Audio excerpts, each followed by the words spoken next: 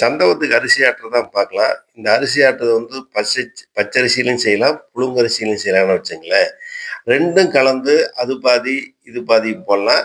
இல்ல அப்டின்னா 2க்கு 1 அப்படிங்கிற மாரி போட்டு ஆட்டலாம்னு வச்சுக்கங்களேன். அதுதான் உங்களுக்கு காமிச்சிருக்கேன். நல்லா நைஸா ஆட்டுனதுக்கப்புறம், நீங்க இந்த வந்து இட்லி பானையில ஊத்தி வேக வைக்கலாம். வேக வச்சு நல்லா வேக வச்சுன்னு வச்சுக்கங்களேன். வெந்ததுன்னா எப்படி தெரியும்? உங்களுக்கு கண்ணாடி மாரி தெரியும்னு வச்சுக்கங்களேன். கண்ணாடி மாரி அத எடுத்து பார்த்தா கண்ணாடி மாரி இருந்ததுன்னா, அது வெந்ததுக்கு அப்புறம் எடுத்து அத நாம்ப வந்து பாருங்க. நீங்க பார்க்கலாம். தொறந்த உடனே பாருங்க.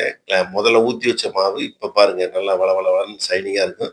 தொட்டு பார்த்தீங்கன்னா, வளவளன்னு இருந்ததுன்னா வெந்துருச்சு அப்படின்னு அர்த்தம். அடுப்பு எரிஞ்சுட்டு இருக்கு பார்த்தீங்களா? அத எடுத்து நாம திருப்பி எடுத்து ஒரு பேசன்ல போட்டுக்கலாம். பேசன்ல போட்டோம்னா, அப்புறம் இட்லி மாரி இருக்கு பார்த்தீங்களா? இந்த இட்லி ஒவ்வொன்னா அந்த சந்தகம் புழியிற மறையில போட்டு நம்ம நெருக்கினோம்னு வச்சுக்கங்களேன்.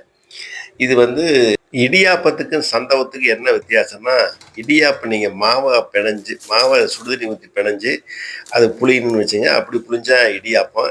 இது வேக வச்சா புழிஞ்சா சந்தகம். அதுதான் இதுக்கு 2க்கும் வித்தியாசம். 2யும் குழப்பிக்க வேணாம். சந்தம் நெரிக்கிற சாதனம் உபகரணம்னு சொல்ல வச்சுக்கங்களேன். முதல்ல மரத்துல வந்ததுங்க. அப்புறமேட்டுக்கு நாளடைவுல இரும்புல வந்தது.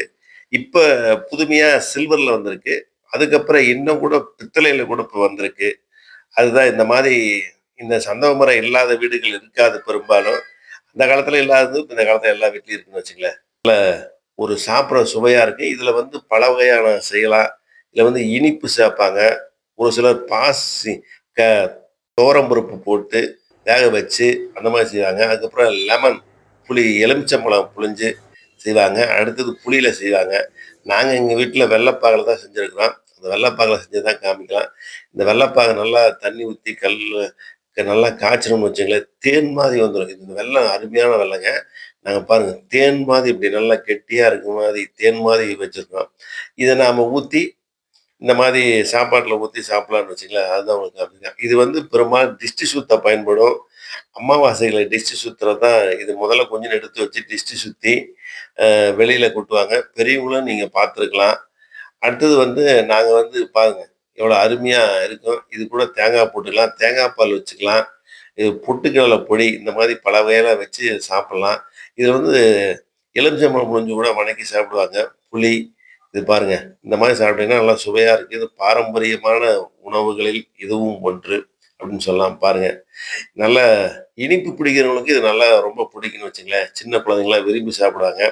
இப்பதான் மேகி, நூடுல்ஸ் இப்படிலாம் வந்தது. அந்த காலத்துல இதுதான் மேகி, இதுதான் நூடுல்ஸ்ன்னு சொல்லலாம்.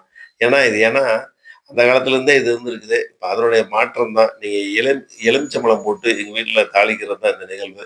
நல்லா உப்புமா மாரி கிளறி, காரம் பிடிச்சவங்களுக்கு சாப்பிடலாம். இத பத்தி உங்க கமெண்ட் சொல்லுங்க பாஸ். நன்றி.